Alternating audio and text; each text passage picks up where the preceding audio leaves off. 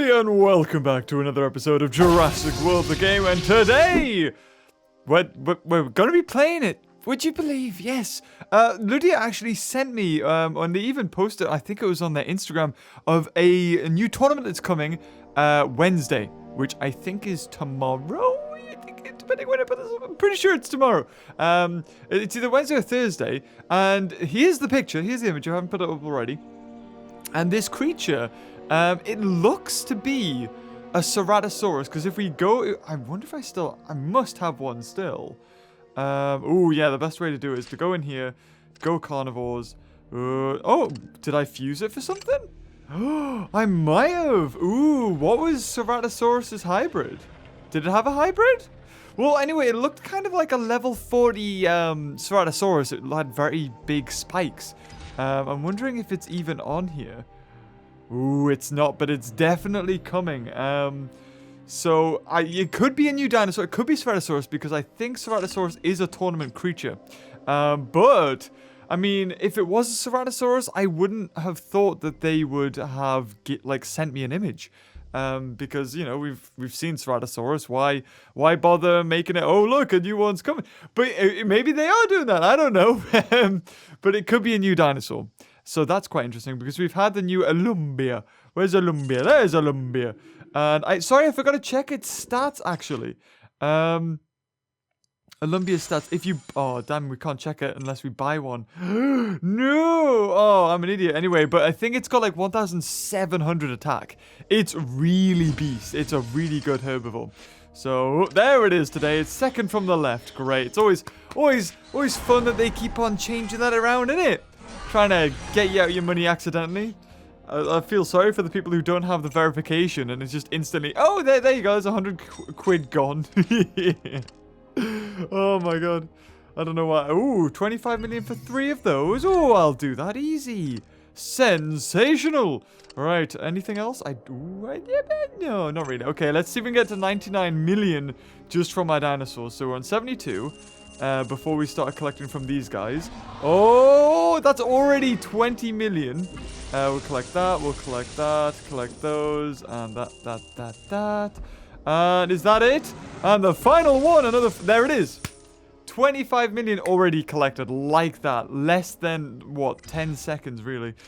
So, because we got that, we've also got Deodocarus, which I think we've unlocked. But we also have the Amphibian Pack. We do have a VIP exclusive to get as well. So, ooh, okay. And I've used my best creatures. Oh, this is going to be interesting. Right, you know what? Let's do it. Let's win the Legendary Pack. Ooh, wait, hold on. I just want to see how tough this one is. Oh, sod it. Let's do this one first. This is really easy. What should we use? Velociraptor? Ooh, that's pushing it. Let's use Indominus level 1, sorry. The only Indominus we have left who's not level 40 or 30 since they're all fused. So, yes, Wednesday, there will also be the third and final trailer for Jurassic World Fallen Kingdom will be going up on the internet. I'm not too sure if it's going on the end of some sort of program or in a break of a program. It probably is. That's how these things are usually done. So stay tuned for that. We've definitely lost that. So yeah, we're just going to exit. I can't be bothered. We're just going to exit. Yeah, stay tuned for that. That's going to be interesting. What are we going to find out? Ooh, do you know? I don't. Ooh, it'd be interesting. Because we've seen the Mosasaurus. We know the Mosasaurus is out in the open ocean. How it got there, however, is another story entirely. Because it can't really get out the lagoon. So, unless a rescue mission failed, or whether... because on the Dinosaur Protection Group on their website, they make mention that other people have sort of... ransacked Isla Sorna, which is the Lost World on Jurassic Park 3. That island. So maybe they did the same with Isla Nublar. Maybe some people tried to steal the dinosaurs. And it's kind of a big operation to try and steal a Mosasaurus. So because the Mosasaurus lived in a lagoon area that was obviously filtered by, yeah, we'll put those two in. It was kept going by, you know, man-made works, I'm pretty sure. So when the power was off, did the Mosasaurus, was the water gonna eventually stop being filtered, and was it gonna die, or? Because it seemed to me as soon as Jurassic World ended, the lore is that it was basically just left in ruins, and there wasn't really much attempt to save the dinosaurs or anything. So that'll be interesting. I wonder how they started. It'd be weird if they started it with some sort of flashback or something that's like in the past. So just after the park closes and some team's trying to nick dinosaurs or nick the Mosasaurus or something like that. And then it flashes forward like, you know, like 2 years later or something like that. But we don't know. That will be the first time in the Jurassic franchise at all that we've had a flash forward or a flashback in the timeline. So, I mean, it's always nice to break free of trends and tropes. So maybe they'll do something like that. That would be quite interesting. And the final one, 3 carnivores I can put in. Ooh, you spoil me, game. That one, that one, that one. All done. There we go. So yeah, I'm not really paying much attention because I know for a fact that I've won this. And he hasn't killed me there. Oh, saying that, he almost did. So, and the Mosasaurus in the open ocean. So, if it got out into the open ocean, it could be literally anywhere. It's a huge Mosasaurus. It's gonna have to hunt for things to eat. And what kind of things would those be? Well, probably whales. It would probably eat humpback whales, blue whales, sperm whales, anything that was. Well, it'd probably eat anything, to be honest. We've seen that it ate Pteranodon and accidentally Zara. I'm pretty sure it didn't mean to do that. But the fact that it's... I mean, you see it in the shot and it's near the coast because there's surfers. Why would the Mosasaurus come so far inland? That doesn't really make too much sense. And why would it, like, fuss itself at all about a measly meal like a diver? Sorry, not a diver. Well, it's just a human being. A diver, surfer, it's still human. So that kind of interests me. As I mean, that shot right there is B-movie quality. So stuff like that needs to be kind of held handled very carefully, because it could. I mean, we saw the script of the original Jurassic World or Jurassic Park 4, and that was complete B-movie-esque. So it'd be interesting. It hasn't really went over to B-movie like realms of crap. Jurassic Park 3 got kind of close, but it still had the big budget. And it did have a Jurassic feel, even though it was a little bit different. Amphibian underdog, what we're gonna win? Oh, Postosuchus. I don't think I've maxed that, or maybe I have. If I have maxed it, it was only for a hybrid. I could only imagine that's the only reason I did that for. Oh, a common pack or a legendary. Let's work towards a legendary. So, oh god, even these are quite low now that I look at it. Interesting. We'll go for Carnoraptor. Then we'll need a flyer. So Pterodostro packs a punch. So he can get in there. Scrap. The things, like, now we need a amphibian really, because the amphibian has the advantages against Giganotosaurus or Giganotosaurus or Giganotosaurus. Well, Gigantosaurus, whatever. It's got a weird name, okay. We could have a flyer, but at that point, you know, carnivore is the safest bet, but really the safest bet is amphibian, because there's no flyers there. So, with that being said, we'll go for that. We'll go for the Acanthostega. And I'll go for 1 reserve right off the bat, because he's probably going to switch. And I don't think we can be killed in 1 hit. Probably. Oh, lucky here. Somebody is feeling lucky. Okay, so 1, 2, and kills him. There you go. Ichthyostega's is going to come in, do 1 hit. And we may be able to kill it with Pterodostro. That's the one, Pterodostro. Actually, Pterodostro is quite small. When I was in Utah and I was visiting, because I went to see the Museum of Utah, or the Natural History Museum of Utah, and I also went to the Museum of Ancient Life at Thanksgiving Point, where I met Jim Kirkland. Ooh, hold on. Do we go for 2? Oh, it doesn't kill him. Oh, it doesn't kill him. Let's see if he blocks first. Did he block? He did. Okay, I had to play it a bit risky there. But yeah, when I saw a fossil of Pterodostro there with its bristly, briny things around its beak, and it was quite small actually. It was interesting. Because I don't know. I mean, like you look at this game and you think, it's gonna be massive. Actually, not. It's just this game has it scales all the dinosaurs wrong. And, he can kill me in one hit. Did he go? I don't know. Did he go for a full-out attack there? He might have. So I'm going to switch in Acanthosteger to get an extra 400 a hit. So 1, 2, 3, factor in 1 extra. And, well, there you has it. So Ichthyosteger is going to go for 2 to kill me. And then it really depends what he does with the other 2. If he goes for 1 block, I've won. If he goes for... Well, it doesn't matter what he does, really. We're going to kill him anyway. Because if we lose, well, we can just exit out the game. Not that I've been doing that before. But, let's go. Did he go for 2 block? He did go for 2 block, which means we would have lost right there if we hadn't have lost the first time anyway. Look, that was a lovely pose with the arch of the wingspan and everything. But if you do happen to pass through Utah, I would definitely say check out those museums. There's so much. I didn't get to see everything that was in those museums, and it was a lot, like the Thanksgiving Point Museum with all the dinosaurs. I mean, it also has the Utah Raptor project in there, and you can actually look at it through the glass while it's being worked on. So that's... Oh, now you go for 4 block? What on earth? Okay. But that was a great experience. Like, I feel like this year is going so quick. The past 2 months vanished. Ever since I went to America, came back, and then went to Insomnia. Boom, that's 2 months almost gone. Because I left at the start of March. And now it's, mid-April, and I feel like it zoomed by. And I had so much fun. I love meeting new people. Especially ones like Jim and Jeff. Jim and Jeff should be a little sitcom. But yeah, that was fantastic. And also that interview I did with Jim Kirkland. That has like 500,000 views. That's crazy. That's awesome. Like, and now I'm embarrassed that I didn't get his mic working. Now that there's so many eyes watching it.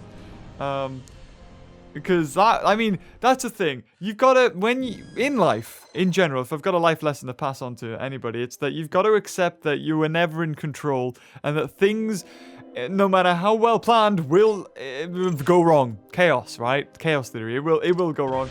I bought a separate microphone just for the trip to America, because I knew I was interviewing Jim Kirkland. And would you believe, I might as well not have, because I didn't turn it on. Oh, God. But that's the thing, I was caught up in the moment, and I just, it was exactly the same situation as it was with Jeff. Because as soon as... Ooh, we're putting our own Pterodactylus in there. As soon as I got in there, and, I was probably talking to Jim and... I can't remember the other guy's name. I think it was James. But I was talking to those 2 guys for maybe half an hour before we decided to start the interview. So there was no, okay, right, let's do the interview. It just sort of slowly... you're going to sit there? Yeah, we'll get... And I was, and the thing is, I'm setting up all of the equipment as well. Like, I'm putting up the tripods, setting up the cameras, and, okay, that's turned on, battery's good, SD card's in. So, it was inevitable that something was going to go wrong, that I missed something. And when I passed... because Jim would have been talking, and, I passed the mic or the transceiver over to him, and I just didn't click the on button. Maybe it's a conspiracy. Maybe when Jim touched it, he turned it on. Well, he thought he was turning it on and turned it off. Maybe it's, it could have been something like that. I can't remember because it was just a blur. Like, thinking back now, even then I was like, did I? Well, it wasn't on, so maybe I didn't. Because when he handed it back to me, I was like, oh, the battery ran out. Well, hopefully, some way through this footage, at least it's going to be good. And then when I looked at the footage, it was all bad. These things, you can't predict them. You do what you can, and you get on. They're all tests, you see. And you guys responded so well to that. Thank you. And it makes it, like, I sometimes do wonder what would I do without YouTube. And the first things that go through my mind when I first started was, oh, I would go back to animation. Easy, yes, I would do that. But, you know, I've been out of the loop with especially 3D animation for such a long time. Oh, God, yeah, we lost that. I've been out of the loop in animation, like computer animation, for such a long time now that I would basically have to relearn it. But I'm confident in myself that I know what to do. Like, when I know the software, I know how to make good animation. Because that is something that's, it's you know, everybody has their own set of skills, and one of my skills is animation. I'm not trying to brag or anything, but I'm pretty good at it. And if, you know, you should feel confident. You should be able to say, yes, I'm good at this. You shouldn't feel like, oh, you're bragging, or, ooh, look at me. You should really just be like, you know what? No, I am good at this. And yeah, I can say that. I see a lot of people in the, you know, artist realm of things. And, ooh, I just realized every time I talk, there's a little light that lightens up. Oh, that's interesting. Ooh. Hello. Oh, it also lights up when it peaks as well. Oops. My bad. But yeah, yeah, a lot of people in the artistic realm of things, they never sort of, I don't know, a lot of people don't, like, when it comes to commissions, they're like, oh, well, you know, it's always a bit awkward. Like, they don't, you should hold yourself in high regard, I think, when it comes to special stuff like that. Don't put yourself down. I don't know what the phrasing is, but you know what I mean. You know what I'm trying to say. Because, and you know, it's awkward because art is subjective, very subjective, and it's not like other jobs. It's not like, oh, if you're a builder, well, this will cost this much because of the resources and all that jazz. With art especially, it's very random because, you know, sometimes you can spend 10 minutes on something and it'll look great. Sometimes it takes an hour and it's not as good. So, but yeah, it's all confidence and all that malarkey. But I don't even know where I was going with this. Oh yeah, that's right. What I would do without YouTube. So I would like to be, I think I would like to be in the entertainment business a little bit. I never want to be at the point where, you know, I can't go outside or something like that. Like I get swamped by people. I don't crave that sort of attention. And ever since becoming a fairly sizable channel on YouTube, I sort of appreciate the privacy of private life and not putting certain things over. I mean, I love sharing things on Instagram, and I tweet occasionally when I'm like, because that's the thing, I don't really know what to tweet about. Like, is it a funny thing? It has to be a funny thing. And with videos as well. But at the same time, you know, it's the way it is, and I don't mind it. I don't mind being social. But I do appreciate the times where, you know, you don't have to be on, you don't have to be recording, you don't have to be sharing where you are and what you're eating and who you're with. And that's kind of interesting because I very rarely go on Facebook, which a lot of people on the Jurassic World the Game group hate me for. Because, like, sometimes on the Facebook group, it can run rampant with, like, random stuff, like just, did he even block? Oh, he didn't, but I think he went for a full-out attack, so, I can go, oh god, 5. Oh no! I can't win! Because I need 6 to kill him. And, oh, you know what? There's only one thing to do, and that's to play it risky. I have to go for 4 block. No, you know what? We'll go for 4 block and 1 reserve. Just see what he does. Because this will be interesting. 3 block, okay. Right, he's got a possibility of 6. Now, if he has 6, we're dead. But I'm gonna go for 3 block, 2 reserve, and he's got 6. Well, there you are. Oh no, 5, sorry. We might not do it. Oh no, of course he goes for it. Of course he does. That one time when he knew he could kill me. God damn it! Oh, so frustrating. Anyway. What even was I saying? God, I don't know. What was I talking about? Come on, James, think. Before we got completely distracted. You see, that's the thing. You got to be able to multitask, especially with YouTube. So I'm going to go for 1 block and 2 reserve. Oh, God, that was a... I think they both rolled at the same time there. Jeez, that blew out my left headphone. Well, actually, I don't like putting... Yeah, that sounds weird. I don't like putting both headphones on just because it cancel... Like, I can't hear myself. and I sound like I'm in a tunnel, and then I don't know if I'm being loud or not. And to be honest, I don't need to really listen to the audio of the game because this is like a podcast, except for we play Jurassic World at the same time, and it's been going for 300 and what, almost 50 episodes. I think this is 348, if I'm right. Did I get that right? Leave a like if I got that right. I think 3 just killed him. 2 probably did, to be honest, but I factored in 2 extra. Look at this time. So much easier. The Pagigalosaurus. I wonder what the recharge time on him is. It must be a lot. And then in comes the dragon. Yes. You know what? We'll just go for an all-out attack, because I think we can kill him. Yeah, definitely. It was close, though. Well, I suppose it wasn't. We had Anglodocus as well. But yeah, I'd like to be in the entertainment business, I think. I don't know what form. I don't know if I'd like to present children's TV or like a TV program. I don't know if I'd like to do that. Because I've sort of been in that situation when it was The Force Awakens, when Star Wars first came out, and they did a 24-hour stream of unboxing all of the toys that were going to come out, and I was the UK segment. And I don't think I really thrived in that environment. I really enjoyed having the experience. But at the same time, it was kind of unnerving because usually I unbox things with people I know, like Whitney, or I unbox them by myself, and I can just sort of like... The thing is, recently I've became... Oh my god, okay.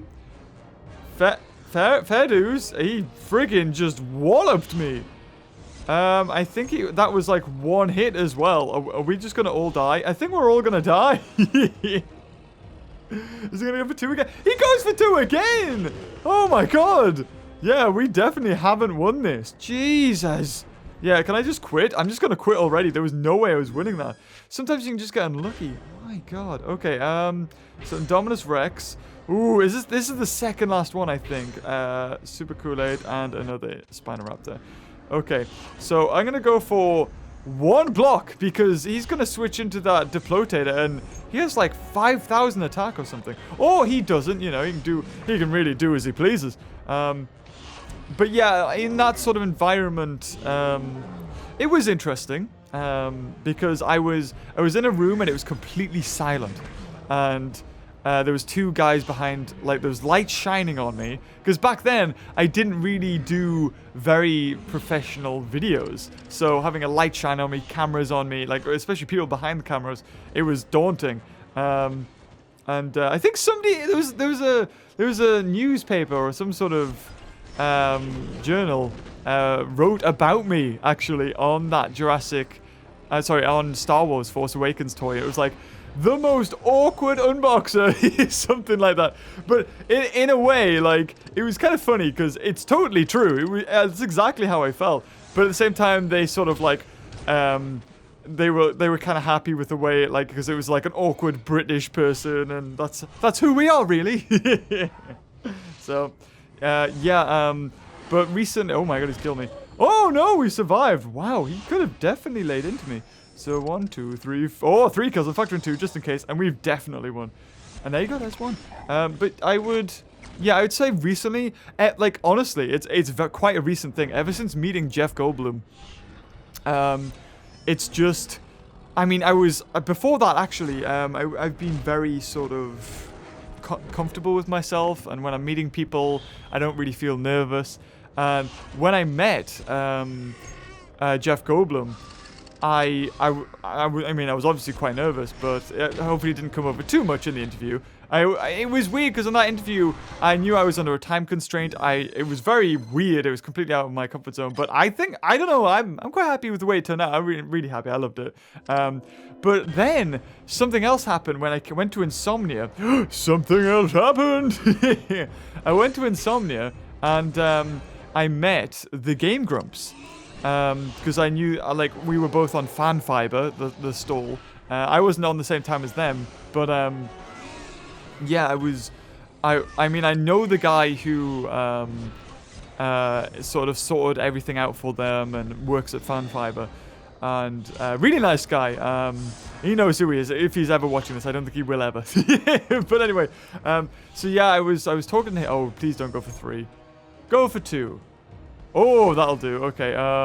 You know what it is? I kind of need to switch Rajastega in just because I want to fodder him off. And that'll make us win, because he'll definitely kill me, and then Pterodactylus can kill him, and Stegonosuchus can kill the rest of them. But yeah, so I was at the stall. They were just got in, and it's not really a stall. It's just like a pillar and then tables around it. So it wasn't, and it was quite tight. So you couldn't really stand next to a dude really, unless you were like facing each other. If you were side on, it wasn't fitting. So basically, I go up to them. And I'm trying to scoot around the corner. I'm like, they're there. I know they're there. And then as soon as I see them, I'm like, come on, James, you've met Jeff Goldblum. There's nothing to be nervous about. And honestly, as soon as I started talking, comfortable. I was like, yeah. I was there talking to them like, I'm not fanboying. This is perfect. So I had like a great conversation with Dan, their manager, Brent, and also Aaron as well. I had a nice conversation with Aaron because he goes to Japan actually. Well, he's been to Japan a few times, and I was kind of asking him, oh, where should I go? Because I want to go. I'm just kind of wondering what was going on there. I know we could take 1 hit, but, you know, I just want to be safe because I'm pretty sure 2 hits can kill him. But yeah, it was great. It was great meeting them. And just in general, like, the day before, I was on the stage, Insomnia's main stage, and I wasn't nervous at all. Like, 2 years ago, or not even 1 year ago, I think if you were to say, okay, you're going on the main stage at Insomnia, I'd be really nervous. But it was so weird because I wasn't. I was like completely chill and relaxed. I was like, yeah. So I don't know. I just think recently I became really comfortable with who I am and like, because before YouTube, I was quite socially anxious and I had quite a social anxiety. And I still sort of have a little bit of that still, but I'm way more comfortable now, honestly. Like when I met everybody at Insomnia, including you guys who turned up, some of you who turned up, because I'm sure everyone who's watching this didn't show up because you don't live in England. Yeah. But yeah, it was awesome. I had such a good time. So here we go. Ooh, DNA, thank God. There you go. And some and an Osteophycosaurus. Of course, that's what we want is VIP points, because if we can definitely use those to get the new dinosaur, the Alumbia. Oh, and also we got like the there's a John Hammond statue there, just out of the blue. Yeah, interesting. Also got like some random John Hammond statues here. So when my account was hacked and somebody took over, they did make those. They made all of those, but they also made these and started selling them. Dead strange. Like whoever took my account didn't really do much, but they did some random stuff like fuse to make a level 30 Indominus, make all my statues, sell some of them, and then do the mission. So now we've got Lowry there instead of Claire. But yeah, guys, thank you for tuning in again for another fun-filled, packed episode where James talks to you while gameplay plays in the background leak.